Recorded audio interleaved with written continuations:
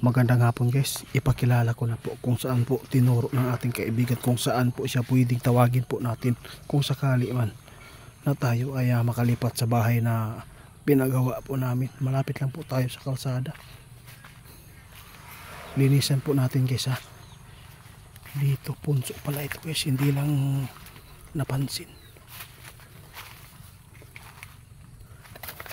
Ito po yung punso guys oh. Linisan po natin.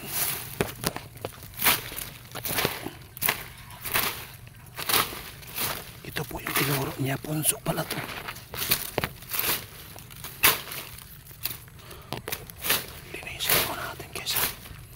Dito na natin makakausap si kaibigan kung kinakailangan po natin.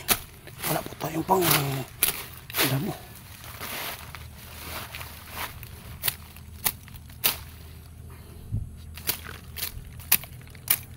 Hindi ko inasahan guys ba na ituturo ng ating kaibigan nung siya po ay pumunta kanina.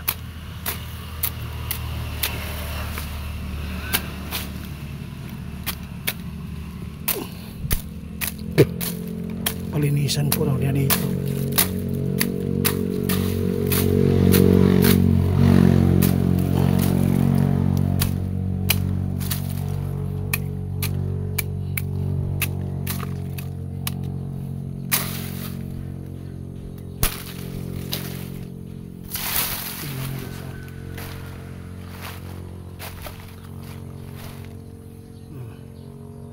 Makikita nyo ang punso na tinuro ng ating kaibigan mismo.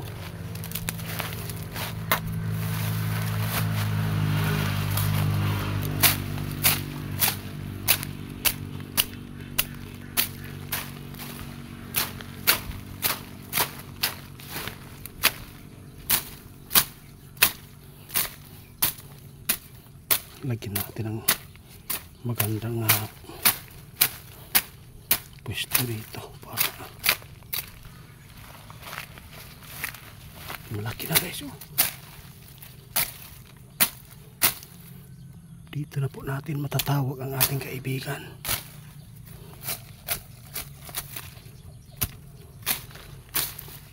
Dilan natin palata, baka po sirain.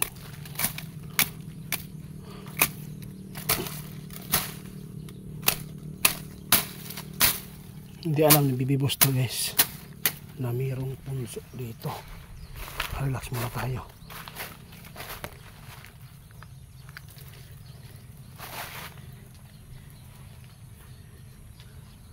Lagyan natin ng pira para swerte. Ito, hindi ko ito makikita guys kung hindi sinabi ng ating kaibigan. Hindi halata na mayroong punso dito sa area natin. At pwede po natin dito pwedeng matawag ang ating kaibigan. Katulad din po ito ng simbahan guys no? Kung saan po tayo pwedeng tumawag ng Panginoon din doon sa simbahan. Tulad din po ng mga kaibigan natin kung saan punso pwede din po pala tayo tumawag. Abangan po nyo guys kung anong tugon ni kaibigan pagkatapos natin linisan. Hindi halata, walang nakapansin dito, ako lang. Kung hindi po niya ito tinuro hindi natin ito matutuklasan. Sana po swerte itong punso dito sa bahay natin at makapagbigay naman po ng swerte.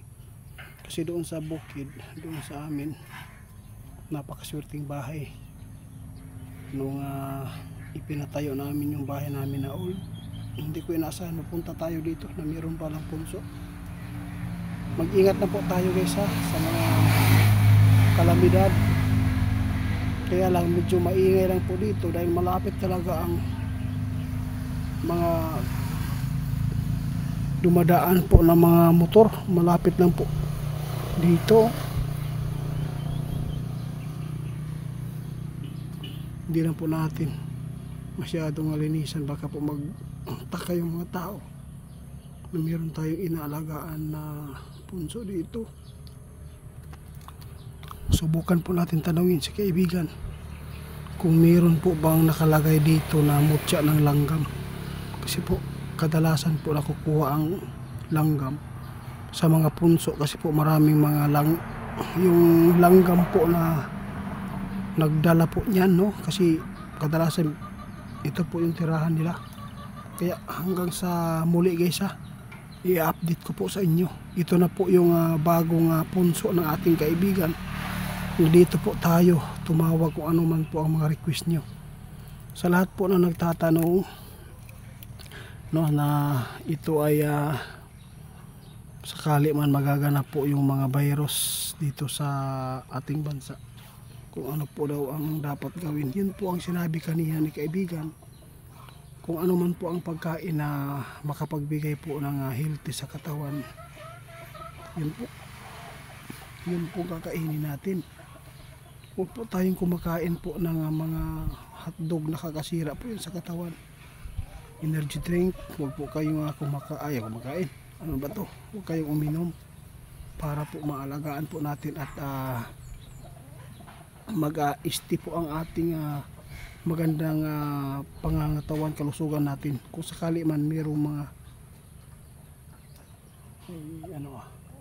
kung mayroon ng mga virus na dumating dito sa Pilipinas, hindi po agad-agad makapasok at hindi nila tayo matatablan, dahil po meron tayong mga kinakain na nakapagbigay po ng resistensya. Kaya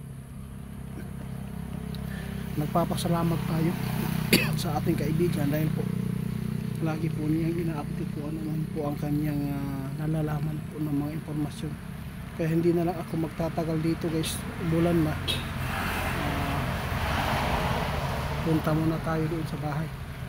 Kaya ito po yung area natin na bago dito. Sobrang ganda. Malapit na matapos yung bahay natin guys. Kaya pala naganahan sa kaibigan dito. Mayroong punso at mayroong puno ng kakao na medyo malilim guys. Hindi mainit. Kaya napakaswerte po talaga natin dahil po sinasamahan po tayo ng mga kaibigan po nating bindi. Alam po nyo guys, no? Ang mga pagsubok talaga ng tao ay dapat po nating labanan, kasi hindi pala mag-iisti po ang kahirapan ng tao. Balang araw sa lahat po ng kaginhawaan, magtiis kayo, kumayod lang, no? Magsikap na walang inaapakan na tao para po pagdating ng panahon maibigay po ng Panginoon ang blessing na gusto po natin makamtan. Tulad po sa amin, naranasan po namin noon ang aming kahirapan, sobrang sobra po. Hindi namin inaasahan na ganito ang buhay namin ngayon. Magkakaroon po kami ng bagong bahay na naman po dito. Kaya sobrang blessed po namin. Salamat po guys, salamat po sa inyong suporta. Magandang hapon.